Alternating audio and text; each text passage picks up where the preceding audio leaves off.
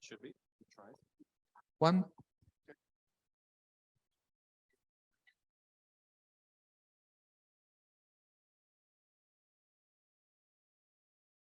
Facciamo le cose per bene, diamo un po' di scene setting. Ok.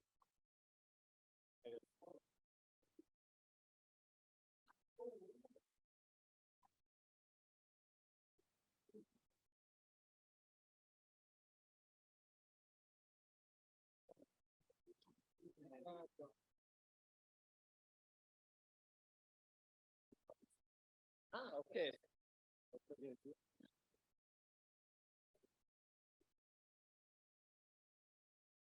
You can wait. I invite you afterwards. So you're going to stay all the time. This first half session, you can go back. Okay. You're going to stay.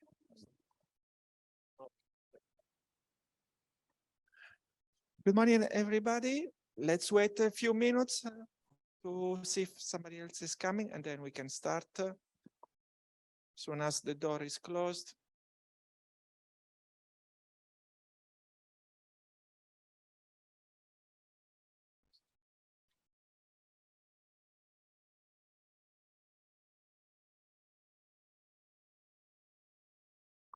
So welcome. My name is Francesco Modeo. I work at DG Regio.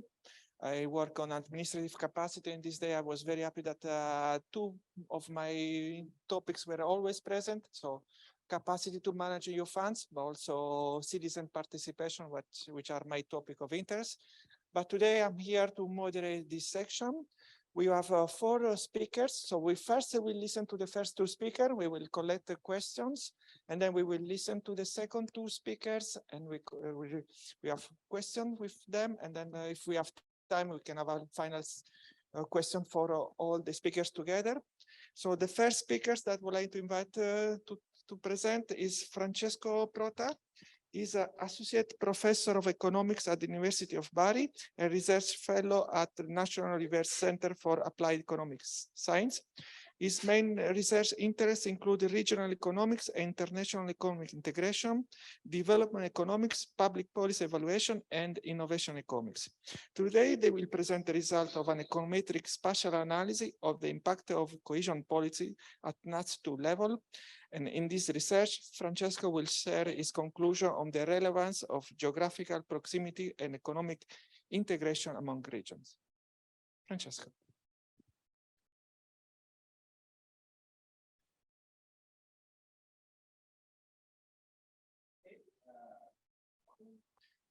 You have to speak on the... Okay. So, good morning. Thanks for being here, listening another paper on the impact of European cohesion policy. Why? I mean, we have a lot of evidence on that, a huge literature on the impact of cohesion policy. So, what can be said more on this topic? To my opinion, the effectiveness of cohesion policy is, I mean, still an open question, no? From an applied economic point of view. And this is true, in my opinion, for 2 reasons. In the sense that the literature so far has not sufficiently addressed 2 points. So in my opinion, there are 2 main gaps that is important to fill. The first is that cohesion policy operates in an extremely heterogeneous context, okay? Both from an economic point of view and from a social point of view. So if we look at the average effect of cohesion policies, as many studies do, I mean, the results can be misleading. So this is the first issue, in my opinion. The second one is the presence of a very strong correlation between regions, between geographical areas.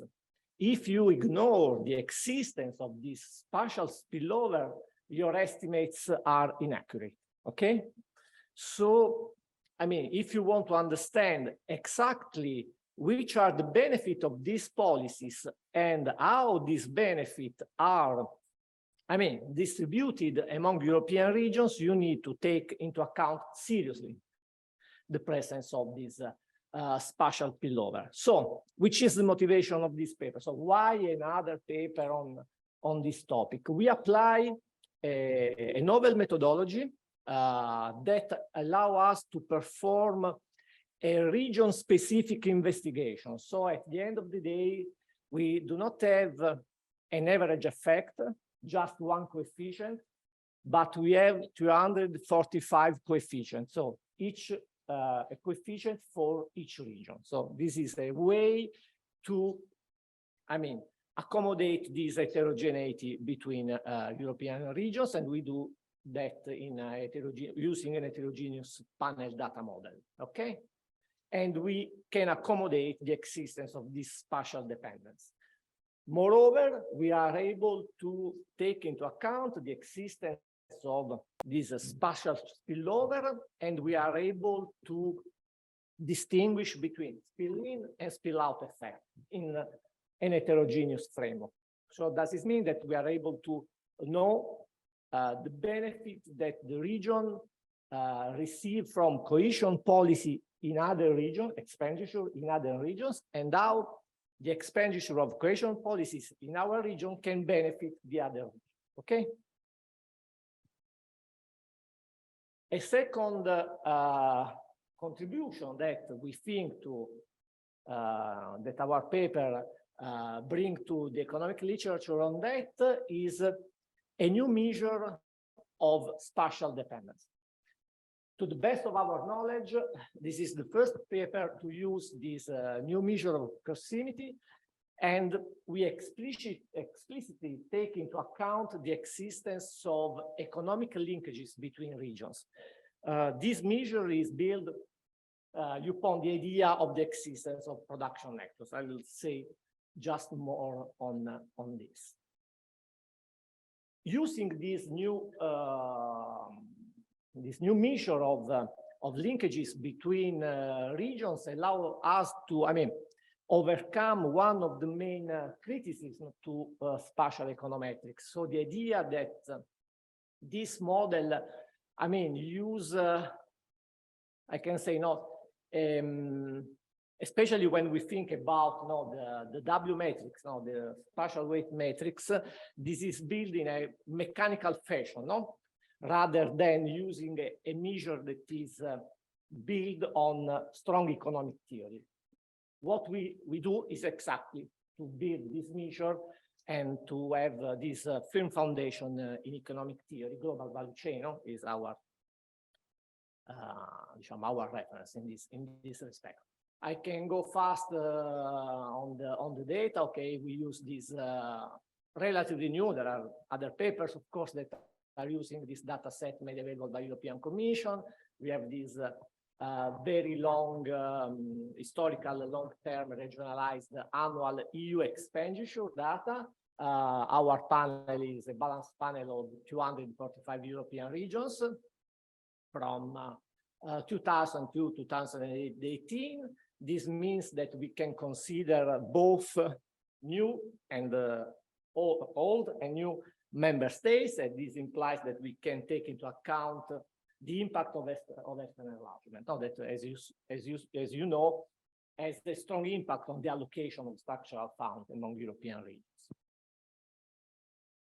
These two maps are very familiar to you. Is the allocation of structural fund. Okay, we complement our data with data from Cambridge Econometrics, and we use to calculate our geographical, economic integration matrix.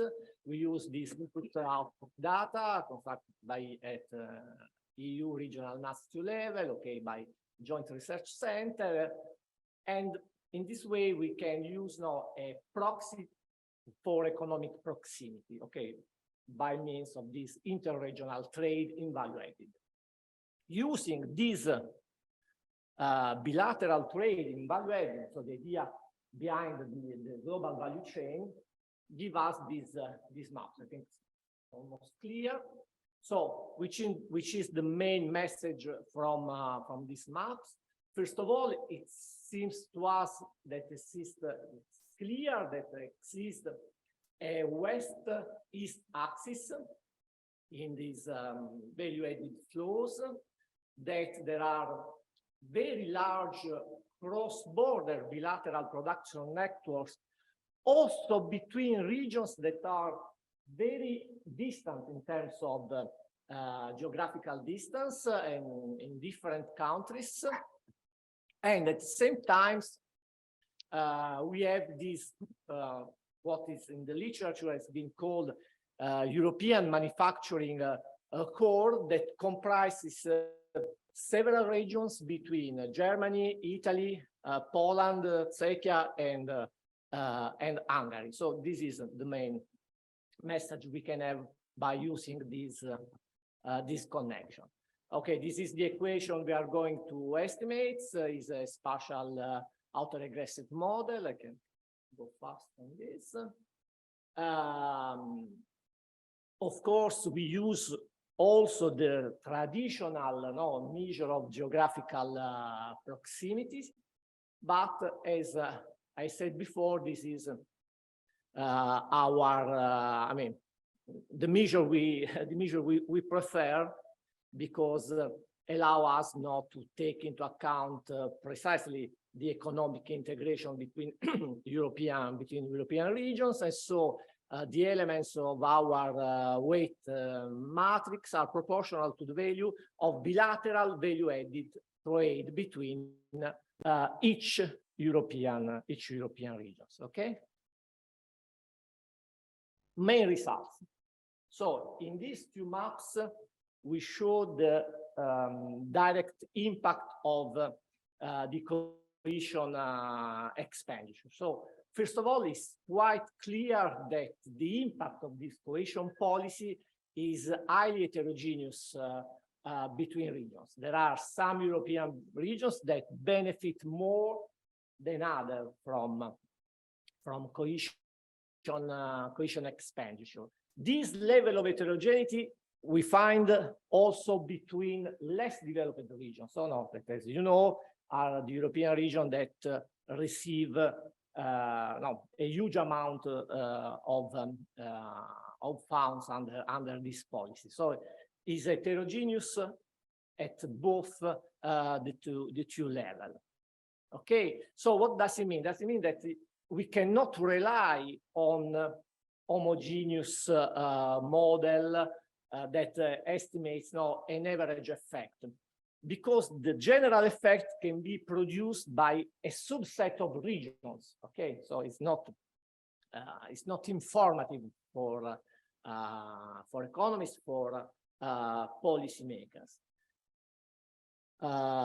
In the second panel, in panel B, you have the estimates using this alternative specification of the spatial matrix based on economic integration. It is clear that when we use this measure, the magnitude of the coefficients is larger for several regions, okay? In particular for German and French regions. So these results support our idea to use a better defined measure of economic integration. As I said before, this is the first point, not to take into account explicitly the high level of heterogeneity, but it's not enough. We need to also take account the existence of spillover and to distinguish between spill-in and spill-out. These two maps show the spill-in effect for European regions. Again, which is the main message, we have a high level of heterogeneity in terms of indirect effect. Okay, spill-in and spill-out. These effects play, so the spillover effects play an important role in the explanation of the net effect of European funding of regional growth. About 60% of the regions in our sample, so almost all the European regions, experience positive and significant impact. Okay, so spill-in are really important in explain the general effect of cohesion policy. Again, when we move from geographic to economic integration matrix, again, we have many regions that experience positive and significant spill-in or spill-out effect. Okay, so again, in our opinion, these results support our hypothesis on how to model the spatial dependence between European regions.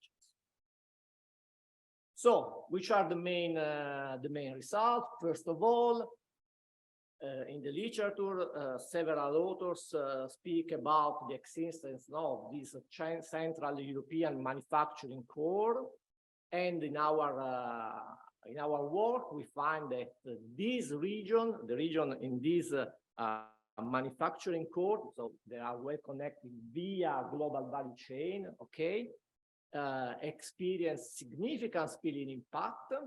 This is true for several German regions, for several Central Eastern regions, but also for, some Italian regions, for example, Provincia Autonoma di Trento or Veneto, that are two traditionally manufacturing regions.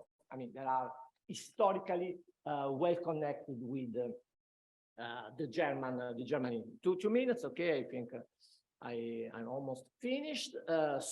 Which means these results that being part of a value chain allow territories to benefit more from the cohesion expenditures in regions connected via value added trade. Okay, so it's a way to amplify the impact of cohesion policies.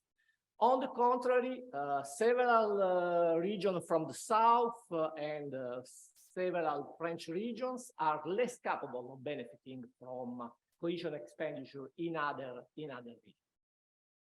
The regions in this Central European manufacturing core show also strong spill-out effect. This is the map, the two maps for spill-out effect.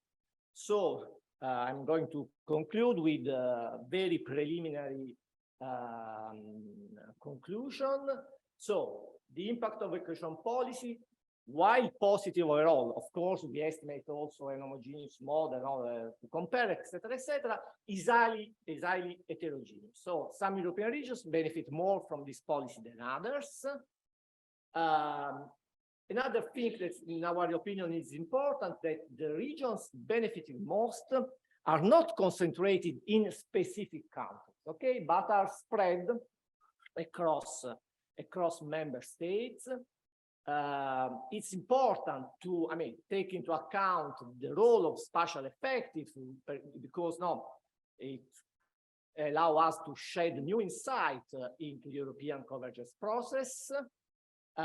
Cohesion expenditure generates positive effect not only in the region where this expenditure is allocated, just another couple of points, but also in neighboring regions. So it's a way to increment the integration within the common market. In terms of policy implication, the existence of this spatial spillover, in our opinion, should inform the debate over budget devoted to cohesion policies. It is a way to overcome the net position view in favor of a more comprehensive thinking about the impact of cohesion policy. Again, in terms of policy implication, our analysis suggests the importance of promoting the integration of the lagging behind regions in the international production network. And I'm almost finished on that. We think that our results support the idea of a more territorialized cohesion policies that take into account weakness, strength of each region in order to develop define development strategies that are more appropriate for each territory. Thank you, Francesco. Thank you very much. Before question, we would like to present a second paper by Eduardo Madeiros. Is a geography professor and an integrated research fellow in DINAMIA 7, the Istituto Universitario de Lisbon. His research interests are focused on EU cohesion policy, territorial impact assessment, territorial cohesion, territorial development cooperation, and environmental sustainability and spatial planning. The presentation is there.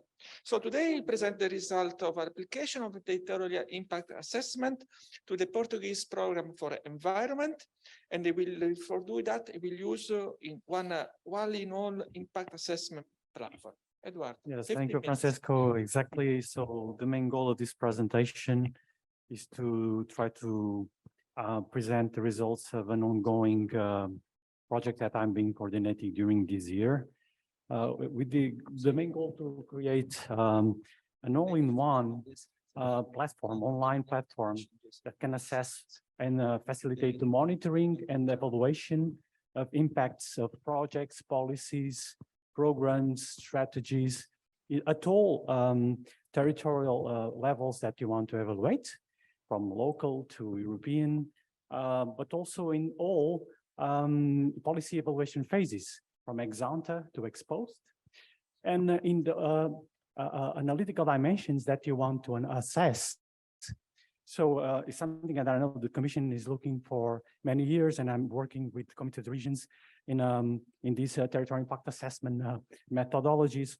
And so over the years, I've accessed a lot of impacts of cohesion policy in several countries like Portugal, Sweden, Spain. So, I always wanted to make this platform, and that was the opportunity to do it. And to test this platform, we selected to assess a Portuguese operational program of environmental sustainability, which is called POR-CSEUR, which basically was implemented during 2014 to 2020. And we selected 5 analytical dimensions, and we used already proven methodology of territorial impact assessment, which, unlike these macroeconomic impacts, it has, as you can see here, it has several elements besides assessing the impacts. It uses fine-tuned elements like regional sensibility and also policy intensity, regional sensibility, because it departs from the principle that each region has different sensibilities to specific investments, and also policy intensity. It has departs from the principle that certain dimensions receive more funding than others, so they are susceptible to different types of impacts. And also this methodology permits the obtaining the causality effect of the implementation of the policy, and also the counterfactual element in several dimensions. For this specific analysis of this POR-CSEUR, we didn't have enough solid data to assess the counterfactual element, but all the rest was possible to do. And those are the 5 analytical dimensions that we selected to analyze the impacts of this environmental sustainability operational program in Portugal. So, which is basically supported by the 3 main axes of the program. So it's we analyzed the impacts on all the 5 Portuguese mainland regions, and that's 2. So from north to Algarve. We didn't use the archipelagos of Portugal, Madeira, and Azores because it will complicate things very much. But we assessed the impacts of this environmental sustainability operational program in these 5 main dimensions in those 5 regions. So on economy with low emissions, the adaptation of climate change, risk prevention and management, environmental protection, and resource efficiency, using this methodology. And so the data that we used was a mix of qualitative and quantitative data. We used 5 statistical indicators that we saw the change before the implementation of this operational program. So in 2013 and after in 2021, we used the database of the approved projects that were implemented to assess the policy intensity, the amount of money that was allocated in each one of the dimensions, in each one of the nuts that were analyzed. We made 30 interviews. Dr. Bernardo is there. He made interviews to 5 interviews for each nut and 5 interviews at the national level, which provided important information on the impacts of the policies its efficiency, its effectiveness, its added value. So we collected a lot of data. The literature review mainly to assess the regional sensibility of each region that we analyzed to these investments, because it's different. So, for instance, these are the indicators that we used to analyze those 5 dimensions and the changes that they have over time in the regions.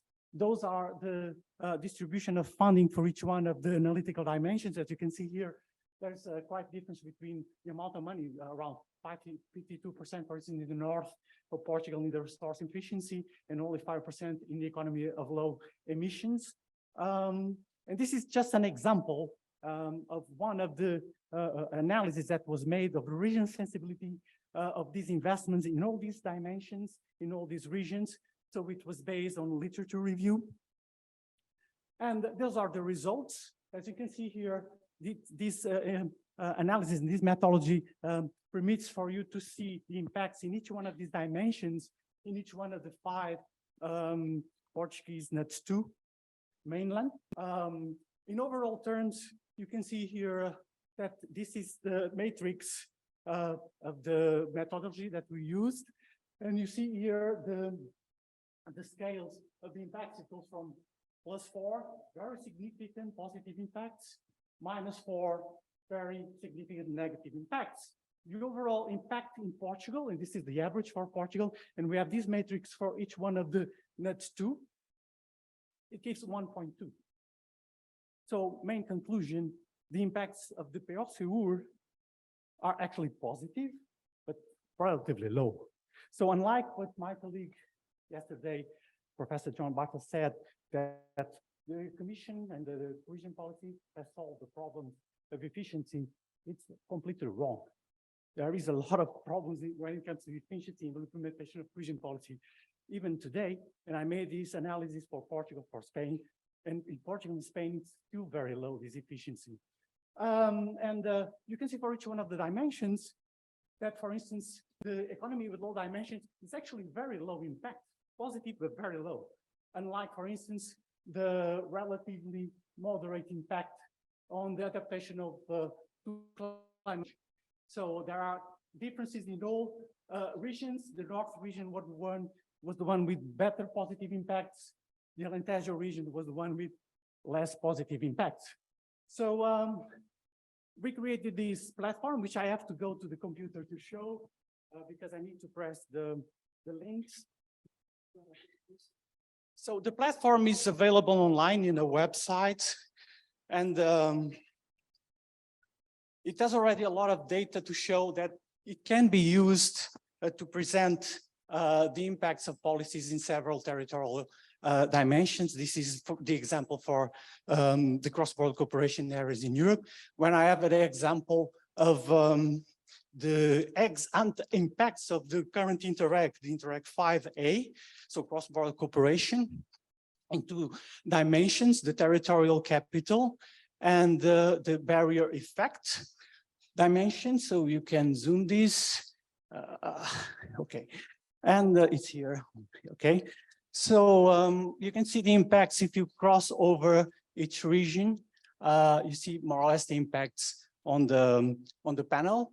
And here, the importance of this data is that at ex-ante, you have an idea, the Commission should have an idea which are the areas that the investment, for instance, on the barrier effect, to mitigate, to reduce this barrier effect that still exists across the European borders, should be receive more investment. I have these dimensions very specific with barrier effect. You have barrier effect on accessibility, you have barrier effect on the cultural barriers, for instance, but this is just the average. But if you go, for instance, to the project that we have assessed, we have the case of the PO-SEUR, the impacts. You can see here in all dimensions that we analyzed, it presents the impacts that everyone that wants to see it can access these online. You have the adaptation to climate change. We have, for instance, the environmental protection, and we have the average of these impacts.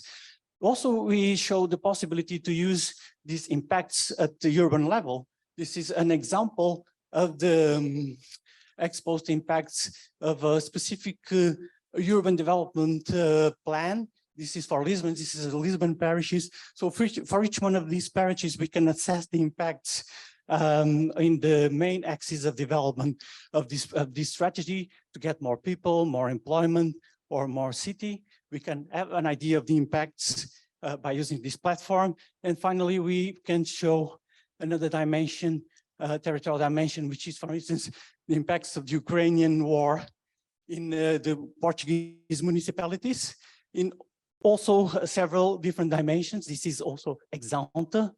So example for the territorial governance. And the question that you might ask me, how can this facilitate the process of monitoring and evaluation of impacts? Well, by having a lot of data already input in this platform, for instance, on the projects, we have here already quite some data. For instance, the data from 2007 to 2020 of the investments of cohesion policy in the European NUTS 2.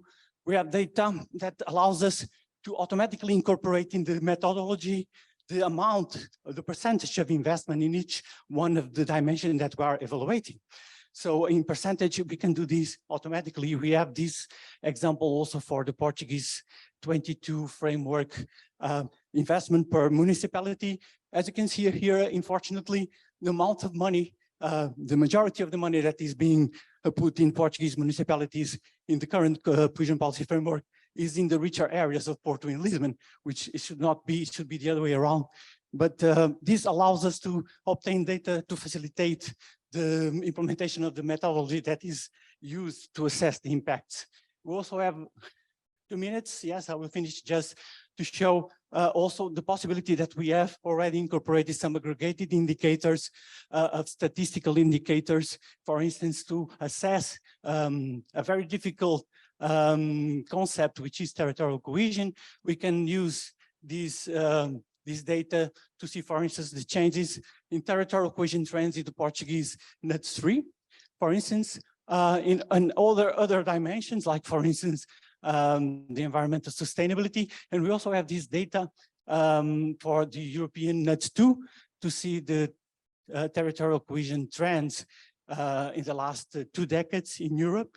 And in other dimensions, which will facilitate also the regional the analysis of the regional sensibility to specific investments that you want to assess. So, for instance, we have data on economic competitiveness and also on social cohesion index across Europe, trends, which allows you to know in which areas you should invest your money based on the place-based approach of investment. So I finished my presentation.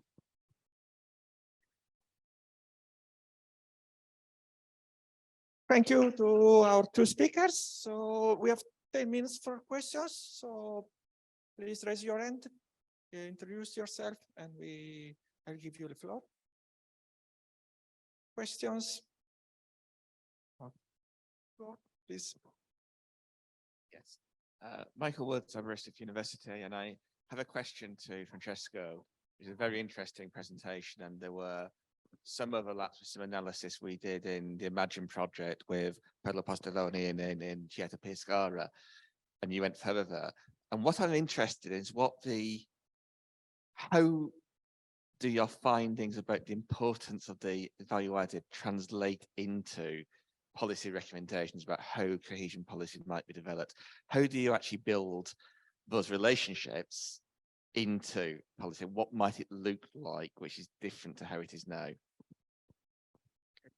Do we have a second question, please? Ambra?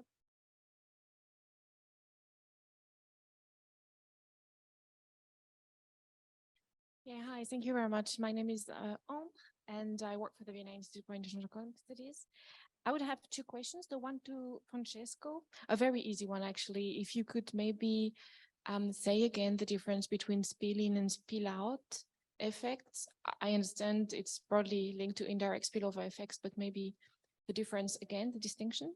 And to Eduardo, if I understood correctly, this platform tool will be also available to us researchers for youth, and how can we actually use it if for instance, we cannot conduct the set interviews that you did for qualitative data and so on. Thank you. Thank you. I think we have a more question from Ricardo, and then I give you the floor to Francesco Eduardo. Thank you. My question is for Francesco. I think it's very interesting to see like the linkages through value-added networks and see like how and to what extent cohesion policy expenditure does not produce only effects that are localized, but that diffuse through the value chain. So I think this is very, very interesting.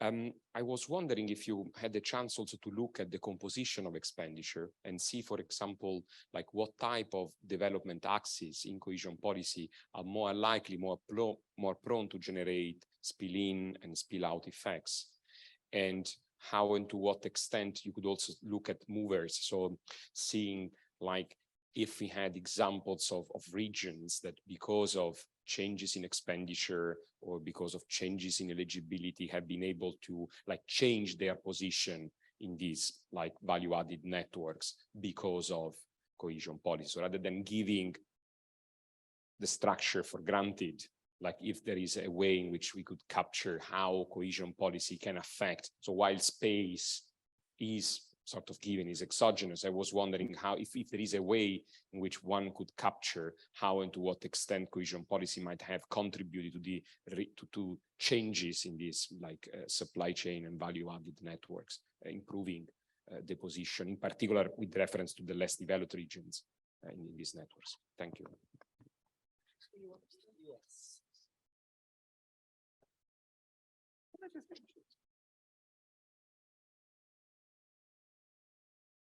Okay. Thanks for the question. I'll try to do my best to answer. And so the first is about the policy. So, okay, of course, this is a difficult question to give a clear suggestion on how to define a policy.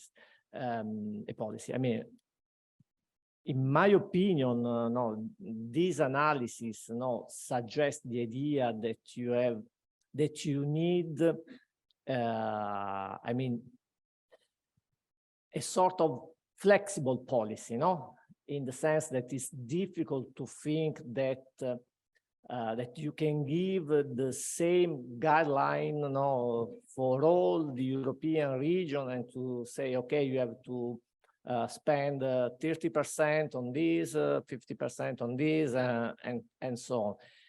Because, I mean, the regions are very different. So I think that we should take an approach that is more tailored on the specific characteristic of the region. Okay, so in this sense, for example, if you think about, I don't know, smart specialization strategies, in some way it's something that seems to be a sort of top-down approach in which you say, okay, you have to do, you have to fill this strategy, you have to follow this strategy, etc. At the same time, it's a strategy that, in my opinion, if well defined, allow, I mean, to tailor your policy, I mean, in respect to your strength and weakness. So this is, I think, this is the main policy implication of this work. I hope I answered your question. Spill in and spill out. No, so the idea is that you have spillover, but spillover are different in the sense that if we are the region A and we receive this cohesion expenditure, okay? The expenditure in the region A benefit region B. Our idea is this mainly through these economic linkages and value chain. So this is a spill out effect. At the same time, expenditure in region B benefit region A, and this is the spill-in effect. Okay, so and how much the expenditure in your region benefit the other region, your neighbor, and how much of the expenditure in the other region benefit your region. So this is the idea. And of course, our point is that the more the region are integrated via production network, the more they benefit from expenditure in the other region, and at the same time they benefit with the expenditure in this region benefit the other region. This is the idea. Moving to Riccardo, composition effect. Okay, we definitely have to do that. At the moment, we have also used the total amount. So we have the FAIRS and cohesion fund. But I totally agree with you. It's important to check if there are different effects by different funds, especially if we think about social fund versus. So we have to do that, and I hope we can have results. We can have results on this aspect. The second point is much more difficult to address. Maybe, and tell me if you agree with this, we could try to have a sort of case studies. So we could maybe isolate some regions that change their position in the value chain, and because I don't know if we are, I have to be honest, I don't know if we are able to do that in a systematic way. Maybe we could add some some exercise, sort of case studies, so to highlight regions that moved along the global value chain, because you said that, no, if they move thanks to cohesion fund, because I mean, my idea is that this happened in Central Eastern Europe. Of course, I'm pretty sure that several regions in that country maybe have done this this sort of movement along. But no, I have to. I need to think about that. At the moment, I think that the best we can do is to isolate some example and to, write to tell a story about it. Thank you, Francesco. To Eduardo, I could also add one more question. Is you demonstrate that the territorial impact of environmental policy change from region to region. So regional information can help to make better tailor the policy. So how do you expect that territorial impact assessment and decision-making policy can better work together? Oh, thank you, Francesco. First of all, thank you for the question. How can researchers make good use of that kind of platform? It was not designed to be used by researchers directly. It was designed to be used by entities that want to, make impact assessment. But as you can see, it has already a lot of data that was inserted on the statistics and on projects that is available. I didn't have time to explain everything, but anybody that wants to use the platform will have to have a login, your password, and then only this entity, like for instance, the Commission, has access to exactly the policy or the project or the program that they want to evaluate, only them. But as you can see, there's already 4 examples there that every researcher can see. And there's information on statistics and projects that everybody can use also for their research. That's how they can use it. So when it comes to the question of Francesco, it's very easy to see from the results of our research that we really need to make this connection between decision making and place-based policy making, because each region have different sensibilities to the investments, and especially when we made the analysis of regional sensibility, we could actually infer that the level of NUTS 2 is not sufficiently detailed enough to implement policies in a place-based analysis. I give you an example. The north of Portugal is a relatively large region. It has a metropolitan area that is completely different sensibility to the investments of environmental policies than the rest of the area that is very much protected from environmental standpoint. So we need to really go even deeper than the NUTS 2. We need to go, for instance, at the NUTS 3 and sometimes even more detail to make these place-based investments in this decision making more appropriate. So this is one of the conclusions that we taken from this project.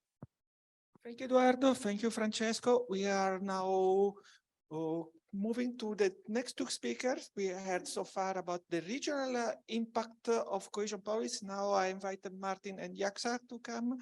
So first, we will hear from Martin. Martin is an assistant professor of economics and management at the Department of Regional and Rural Development at SUA. His main research focus is economic geography, location economics, and local community development. Today, they will present an econometric model to measure the impact of cohesion policy in Czechia, Hungary, Poland, and Slovakia. And Martin will share his conclusion on the effect of regional disparity on Visegrad 4 countries. Martin, you prefer from here, you go there?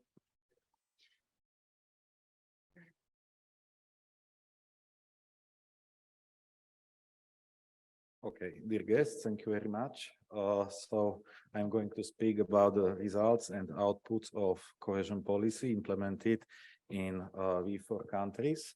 So initially, I give you some simple facts about the V4 group. So the V4 group has relatively tiny share on the EU GDP. However, the V4 group was able to significantly outpace EU in terms of the economic growth recently.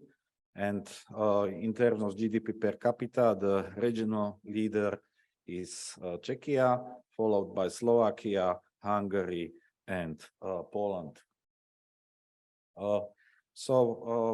Regarding the V4 group, we can observe the V4 group as an informal platform aiming on cooperation on various areas.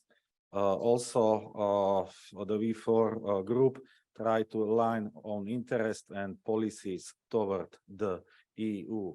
However, some experts point that the cooperation within the V4 has so far yielded relatively small results.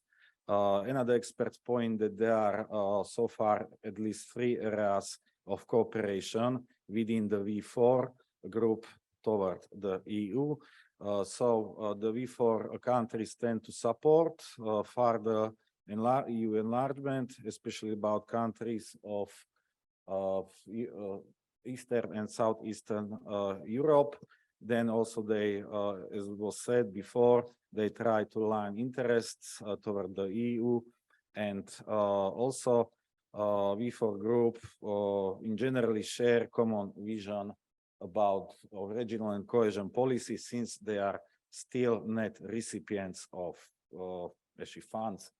However, nowadays, currently, V4 group is passing by relatively tumultuous period because significant differences persist among the members. So based on geopolitics also, and there are some concerns about the deterioration of democratic standards in some countries, and so on. Okay, now we can switch attention to the cohesion policy. So the cohesion policy observed, of the main mission of the cohesion policy is the reduction regional and ultimately the national disparities over this course. And there is along the second objective, promoting the cohesion and also fostering the convergence among its member states. So there, such a natural question arises: does EU cohesion policy over time, since adoption, lead to convergence or divergence? It is not easy to respond to this relatively complex topic. So there is non-conclusive evidence about this topic. among many empirical sources. Moreover, and many authors point, or they cited or concluded about multi-way Europe, emergence of different convergent clubs in EU, and also emerging core periphery pattern across the EU member states. So, contrary, if the divergence hypothesis holds on, so there is another natural question: why? We continue with the ESHIF funds. So the ESHIF funds are the financial backbone of the EU cohesion policy. Also, there is big interest of how ESHIF funds contributed to economic growth of the recipient states. Again, there is not consistent evidence or there is no evidence that external funding funded significantly accelerated economic growth. So again, many empirical sources point on a number of systematic failures, thematic failures over the course of the policy. However, also many empirical sources pointed on various positive effects of cohesion policy. So over the time, management, planning, and implementation has improved. Also, competitiveness growth of convergence regions were noted, and positive impact of ESHIF funds in some areas like environment, infrastructure, or RAD. So we can conclude that over the time, the policy has improved, mostly through the learning by doing. Now we can switch our attention to the cohesion policy implementation and the V4 countries. Specifically, I aimed on the ESHIF funds because programming part of the policy is backed by the ESHIF funds. So according data, we may observe very uneven absorption rate between the V4 countries. As you can see on the panel, so at least 50% of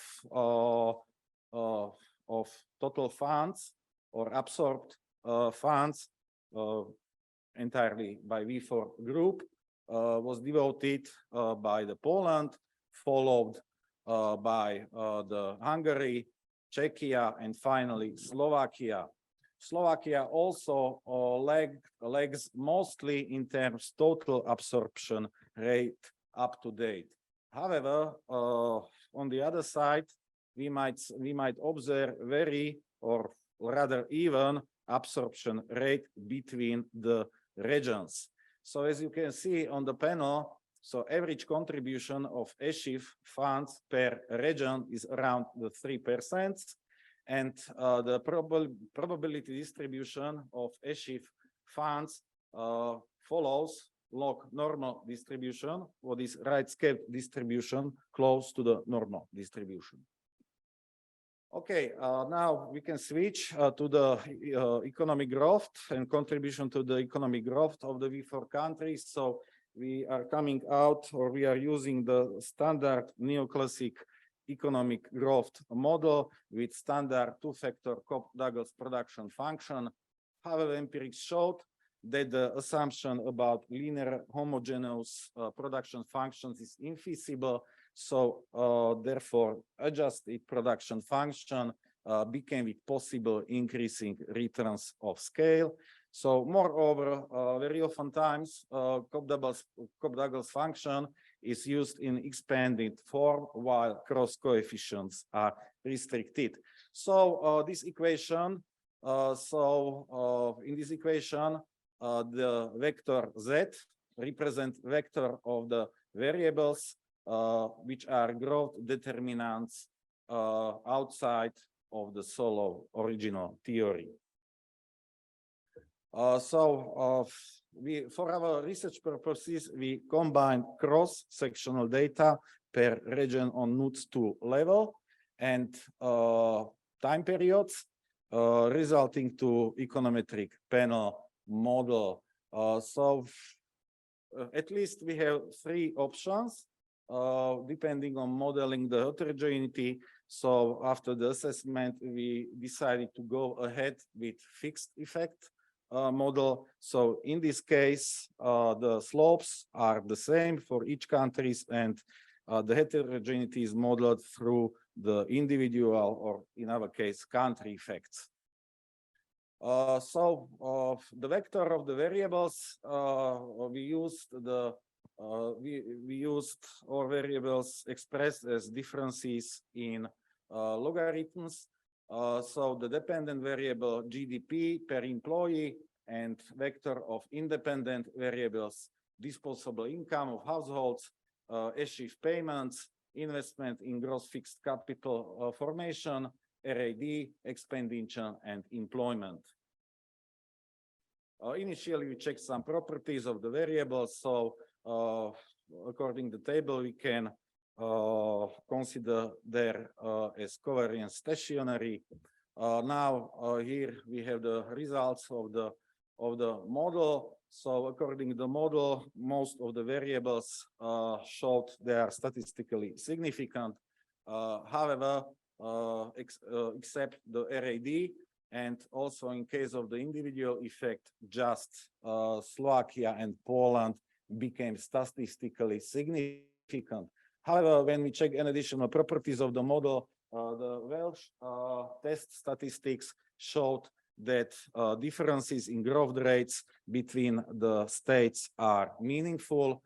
Moreover, however, in case of coefficient of determination, it showed a unusual high value, which suggests we are facing the problem of the multicollinearity. So therefore, we use an ancillary ridge regression aimed to suppress the multicollinearity and make the coefficient more accurate.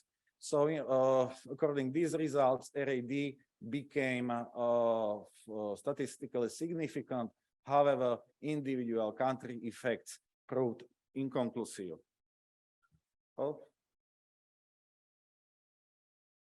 Okay, so these are additional properties. So residual plot, perhaps there is also some degree of the heteroscedasticity. However, so the residuals are free from the unit root. Secondly, we aimed on the assessment of regional disparities. So we use these indexes widely used as for measuring the inequality. And also we used following variables, the proxy indicators of long-term EU cohesion policy objectives. So on this panel, we can see progress of the disparities on selected indicators over the time. In some cases, we can see that disparities declines and stabilizes. However, in other cases, so there is recent uptick in their growth. Finally, based on the individual performance of the regions, we did cluster analysis, clustering the regions. We can distinguish at least 3 clusters, the blue one and red one, which are capital and most developed regions of V4 countries, and green cluster, so includes other regions which are affected by some structural problems in general. Moreover, this cluster shows highest cluster within variance. So we can point some discussion and conclusion. Proposed econometric model shows statistically significant association between the economic growth and its covariates. So in general, however, regarding the ESHIF, what was our interest, so we can say that there is the small effect, perhaps a shift to economic growth of these countries. So this means that another natural question are being ESHIF used efficiently. However, this is out of scope of the paper, but according to my experience, I can have doubts about it. Also, in terms of the individual economic growth of V4 countries, it seems that economic growth rates are closely aligned between them. Finally, regional disparities also show mixed patterns. In some cases became the decline. However, other indicators show rise in disparities. Also, the cluster analysis showed at least 3 distinct clusters. So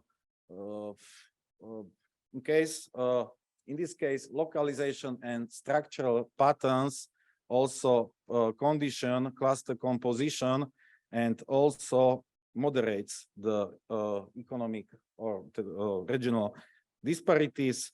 However, this was not elaborated in the paper. It is based on the own experience. However, making some conclusions, we still support the EU cohesion policy.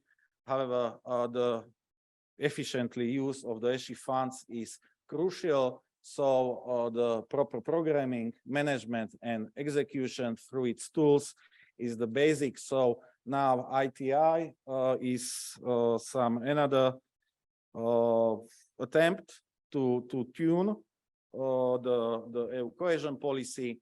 So it brings higher decentralization, but it also increases risk of more uneven development. So the cohesion policy should be managed by the professional capacities integrated within the regions. And according to my own experiences, there should be greater independence of cohesion policy agenda. It should be shielded from national politics interference. Thank you, Martin. And now we move to the last presentation before taking questions. So Yaksha is the head of the Department of European Integration at the Institute for Development and International Relations in Zagreb. Is mainly engaged in research topics such as EU cohesion policy, regional development, and strategic planning. Today, he will present the contribution of cohesion funds to change in Croatia's sectoral structure of public investment in period of 2014-2020. And Yaksha will give a reply to the question whether public investment spending is now more supportive for growth factors such as art, research and development, and ICT development. Thank you. Thanks everyone for being here. Allow me to share some preliminary results of the research. This is still an early stage. We have some evidence. We want to investigate basically how the public investment structure was changed in Croatia due to the cohesion policy funding. What were the changes, and especially how these changes favored particular topics, such as investments into what we say smart growth.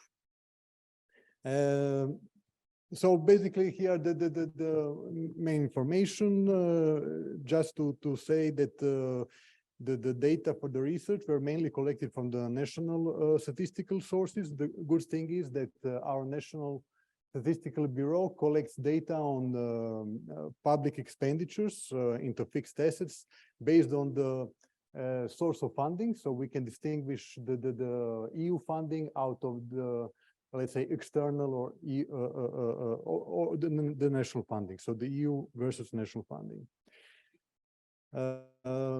It's still an early phase, so mainly this is the analysis is based on the trends analysis and comparative analysis. Still, we are looking for more opportunities to collect sufficient data to apply more sophisticated statistical methods. As for the relationship between the public investments and the cohesion policy, I emphasize the well-known aspects, the cohesion policy as an important source of funding for the public investments, in particular for those countries which are huge net recipients. such as Croatia, but there is also an impact of cohesion policy on the thematic structure of the public investments due to specific earmarking and other restrictions from the regulation. And the third is the impact through the various practices, methodologies, the know-how, or how the public investments should be prepared, how they should be conducted, how they should be monitored and assessed. So these are all sources of the influence of the cohesion policy on the national public investments. Now, what does the literature says about this sectoral view of the cohesion policy on the final results and the outcomes? So basically, there is several authors point to the need to draw more attention on the differences of the various sectors providing results for the economic growth. So they should not all sectors should always be treated as homogeneous. Pienkowski and Berkowitz highlight in their analysis that the most analysis related to the cohesion policy impact, they neglect the growth effects of expenditures in different development topics, development teams. So they promote the use of data on EU transfers, which are broken down by the investment categories. The more detailed, the better.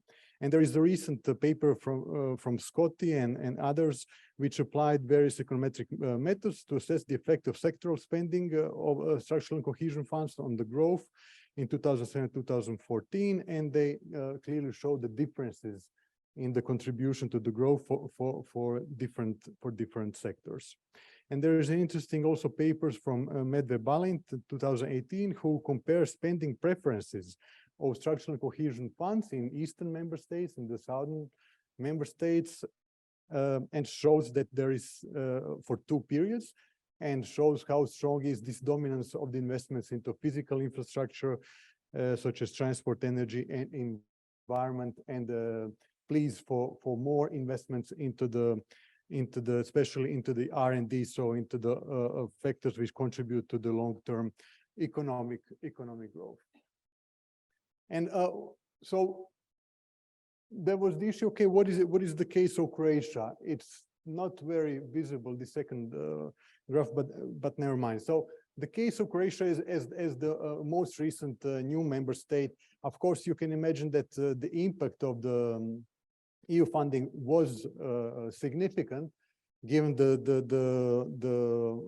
development level of Croatia in per capita terms and significant inflow that we received.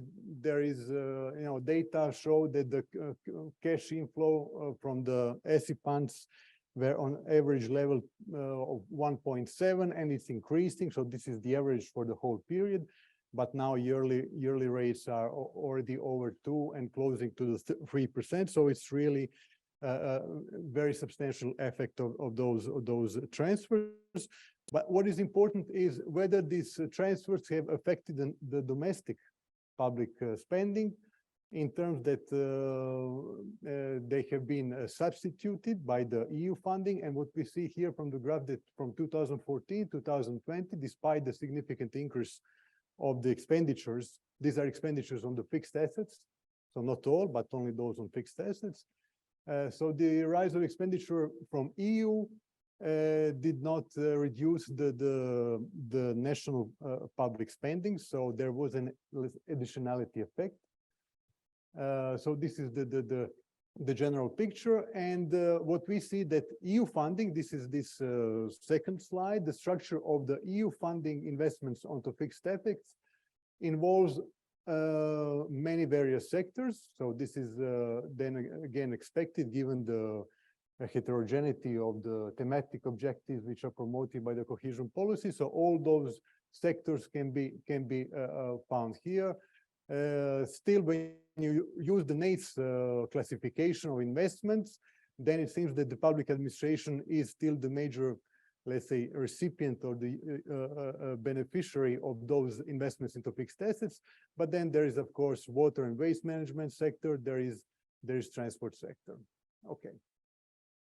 Now, more detailed analysis of those sectors shows that even though the additionality has been satisfied, in total, on the sectoral level, there are different outcomes. So we have sectors which are, let's say, clear winners in terms of the increase of the total funding, both public and EU funding, but there are also sectors which have witnessed a substitution.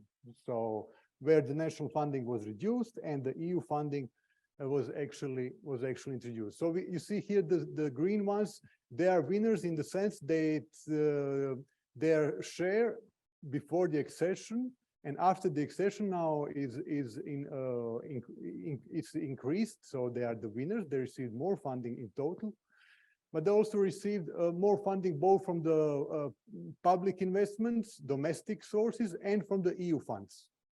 So they were exposed to the very favorable public policy, both from the EU sources and the national sources. And this is healthcare and this is education. But we have another case with the manufacturing industry and especially the manufacturing industry, but also the ICT. In manufacturing industry, what we have seen is clear substitution. So we have here reduced level of national public financing from the domestic sources. But we have strong increase here, as you see, the total share of manufacturing in public investments is now 5.2, and before the accession it was only 0.7.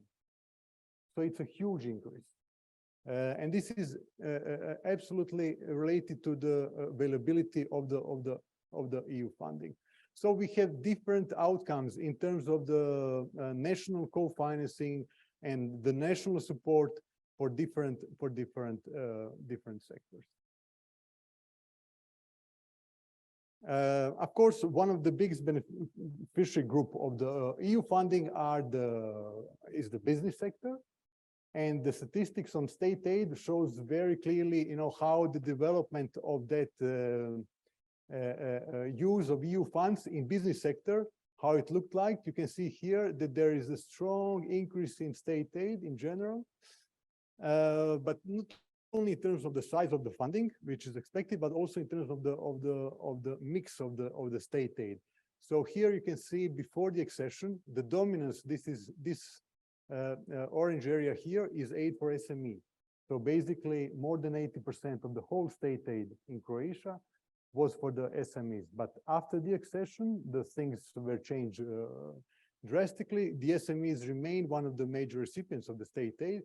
But you see here, we have aid for environment, which is basically subsidies for the renewables. We have the broadband development aid, and we have research and development aid. The impact of EU funding is tremendous. 5 out of 6 of those categories have share of EU funding over 80%. The only area where the national public domestic sources made the difference was for this environmental aid. So this aid, these subsidies for the investments into renewables, which were mainly funded by the domestic sources, and this was introduced in 2013. This is this green area. So basically, the EU funding is driving the state aid policy, and not only in the size but also in the type of the state aid. What we witness here, for example, in terms of the state aid for the SME, you see how it looks on the yearly basis. There is a huge dominance of the grants funding. So this, for example, before the accession, we even had cases where subsidized loans were dominating the state aid, but after the accession, you see clearly that there is a strong dominance of the grant funding. There is a difference between, of course, the de minimis and the so-called regional aid. So de minimis, which is this yellow part of the bar, is highly present. Use of de minimis funding has enabled several important repercussions. First of all, it enables a large group of beneficiaries to use the funding. due to the relatively small amount of the individual aid.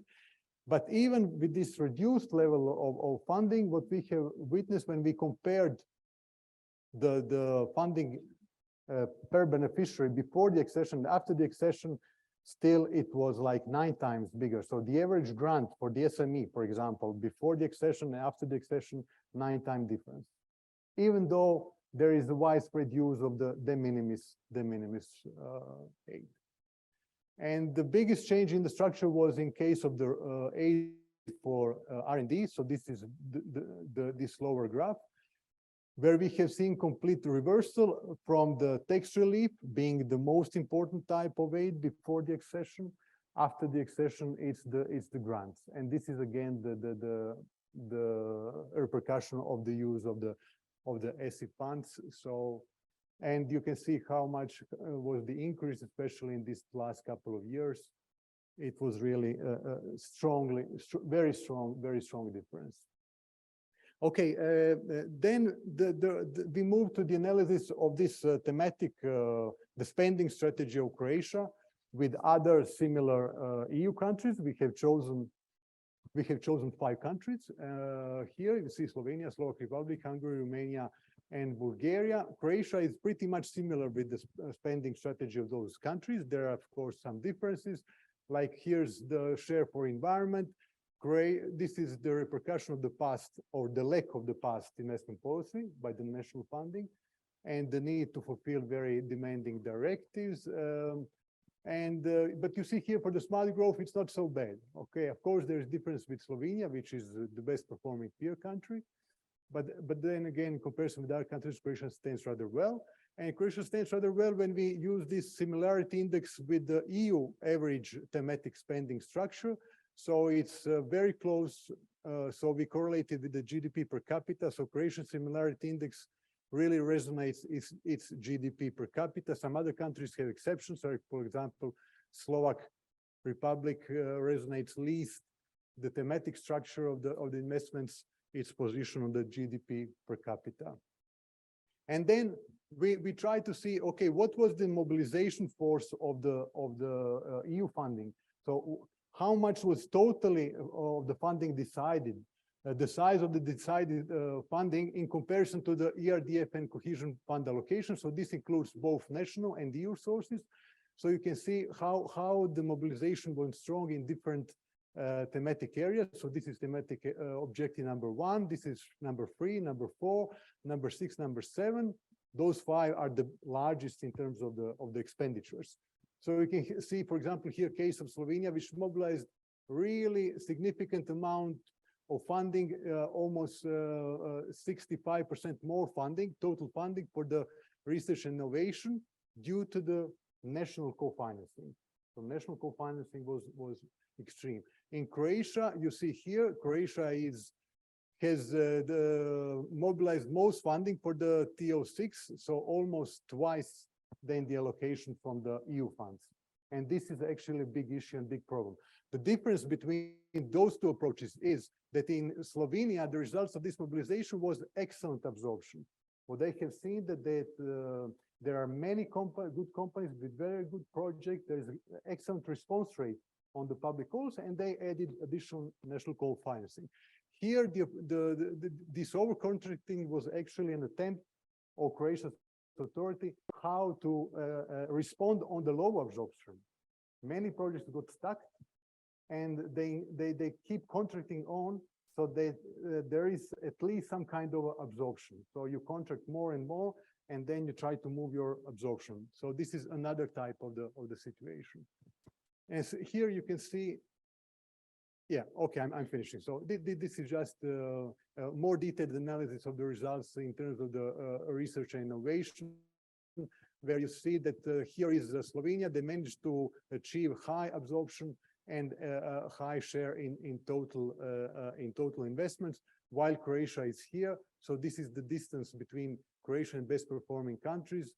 In R&D, it's really a problem. The analysis puts some more also ideas why is this the case, and claims that the problem is also in the way how the money was allocated. Croatia allocated a lot of money for the infrastructure, where Slovenia was allocating much more for the concrete R&I activities, research and innovation activities, and it turned out much better.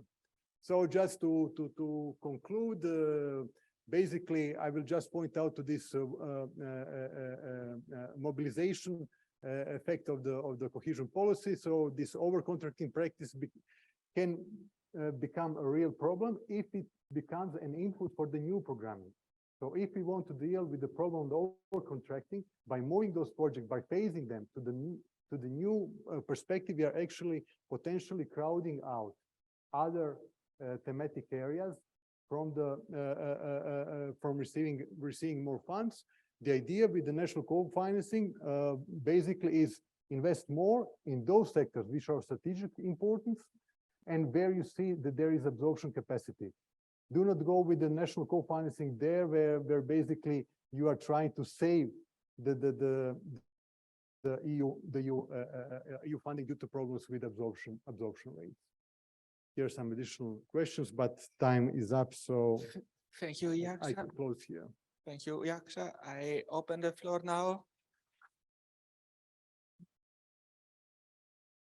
for a question for Martin and Yaksha, please. Who want to start? Diego. Thank you very much for the two very interesting presentations. I'm Pasquale Dapice from the European Commission.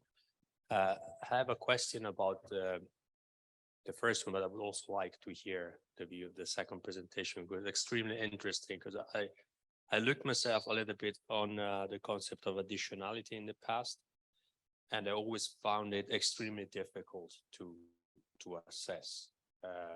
But this data that you showed for Croatia were enlightening, because here you have like a case study of a member state that did not receive cohesion funds until not long ago and now started to receive. So I think this is the perfect case to assess additionality, whereas for other member states that have been receiving the funds for a long time, it's more difficult. So thank you for that presentation, and I would encourage also to look more at this. So what happens when a member state joins, and the impact on investment was massive.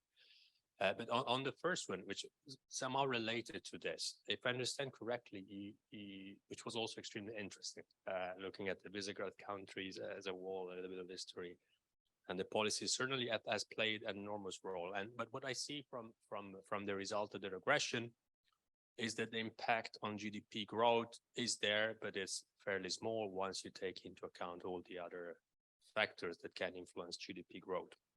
So my question is more about the model specification.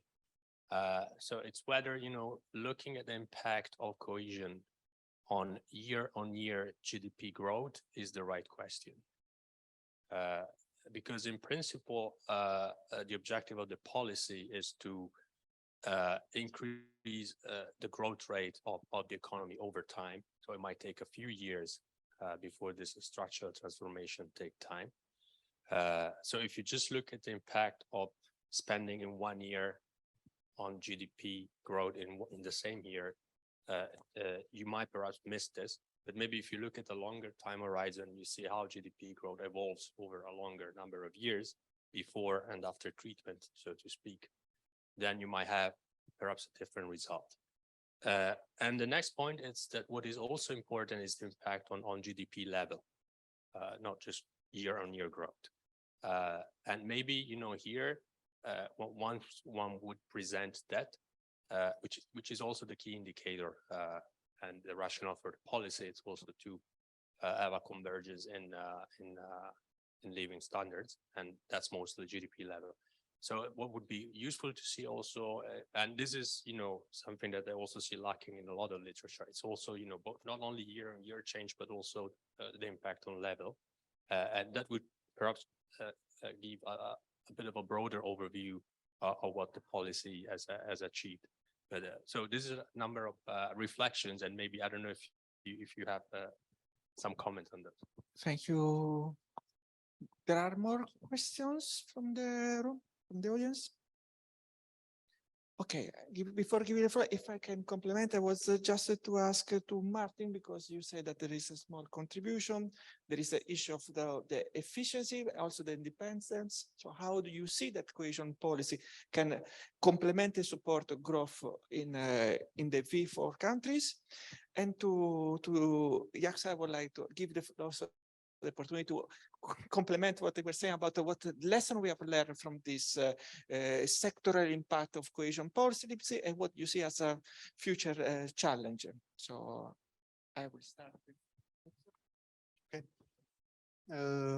Well, case of Croatia is, typical case of a country which had a lack of the previous national investment policy, and where we see a discontinuity, before the accession in many investment areas. So once we were able to use the EU funds for new, investment thematic areas like broadband development or RDI,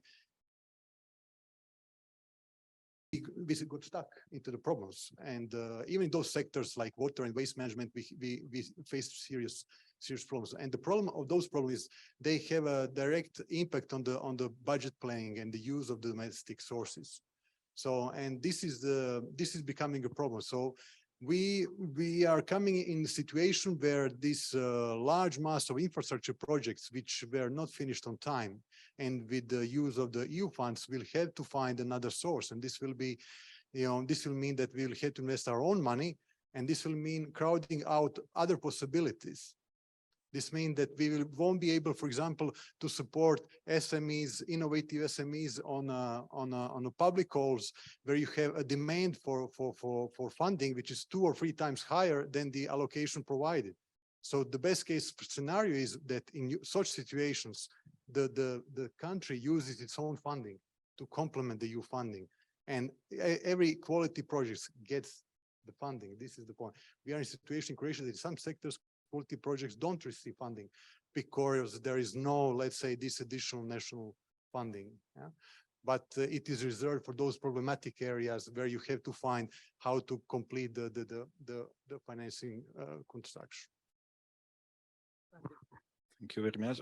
It was very useful suggestion. Year to you, using the growth rates, I came to this rather involuntary because I use it as a differences in logarithms, which is equal to growth rates, and because I need to make stationary the time series. And also maybe, yeah, it will be useful to deploy also lagged variables,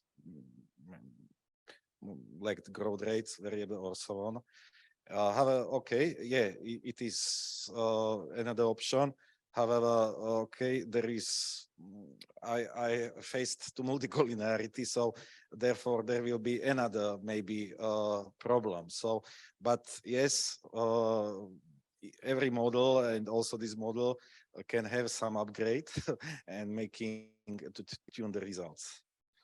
Okay, and secondly, yeah, I can speak behalf of my country, maybe mostly in terms of the future EU cohesion policy and contribution to growth rate. So there is much space for the improvement, for sure. So far, that this quasi new tool, integrated territorial investment, can bring better results because they are place-based policy, okay, which comes originally from the region. So, however, according to my experiences, the regional policy is very interfered by the state, the national states, because we have management authorities on ministries, and there is too much politics. So if this cohesion implementation of the cohesion policy should be somehow shielded more from national interference, so this must be led by some technocrat class, independent on the state policy, like central bank, if possible, it should yield much better results. Thank you. Thank you, Martin. We are at the end of this section. I profit of very few moments to ask a question to all our speakers today. We had a lot of different points about the impact and result of cohesion policy, but there should be a message for us, which work in Brussels on cohesion policies, the policymaker. So what do you see as a general message which is emerging about the cohesion policy that when design the policy, when implementing the policy, we should take into account? So I invite also Francesca Edoardo to participate, have a last word before closing this session. And I don't know who would like to start. I think we start with Edoardo. Please. So my takeaway is that cohesion policy has been critical in a positive manner to promote development, but at the national level, it's still a challenge to achieve territorial cohesion. The problem is that in terms of territorial cohesion is still a misunderstood concept, even within the Commission, and that it doesn't imply only economic development, but also social inclusion, environmental sustainability, governance, spatial planning. So it's a lot of elements that are integrated into a concept that makes it difficult to measure because of lack of indicators, especially at the regional level. So this is one of the challenges, I think, for the Commission to improve this quality of indicators at the regional level to measure these trends because it's fundamental. Okay. But what it seems clear to me is that, I mean, this is a really important policy, and we should go on with these policies. We should, of course, work to improve its effectiveness. But I would like to stress the idea that, of course, efficiency reasons are necessary to justify these policies. But we should remember that, I mean, an important aspect when we talk and we think about cohesion is also on the equity ground. So I think that we should keep this in mind when we discuss about this policy. It's important in order to foster development of the lagging regions, of course, but it's important, I mean, for the existence of the European Union. This is my opinion.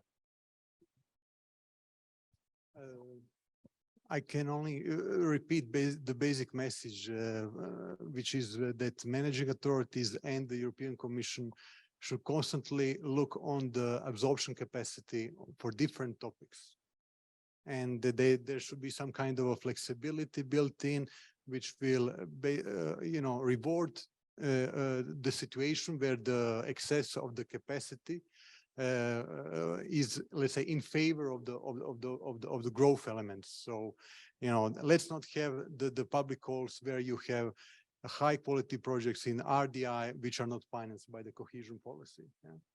So this is very important that there is this kind of a constant optimization, monitoring, assessment of the absorption capacity, because especially that decisions on the programming are taken at what point of time, and then through the time we witness how actually absorption capacity is big enough in certain topics. And so this is why we need more, let's say, flexible approach to respond to those differences over time.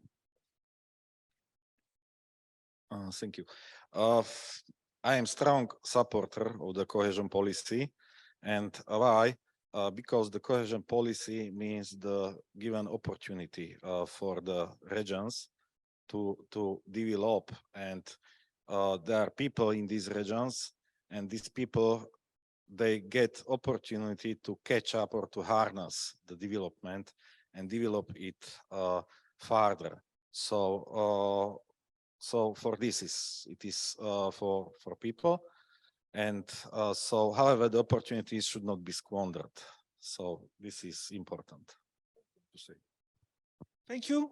We have to thank our speakers today for this very interesting session, and thank you for your attention. Yeah.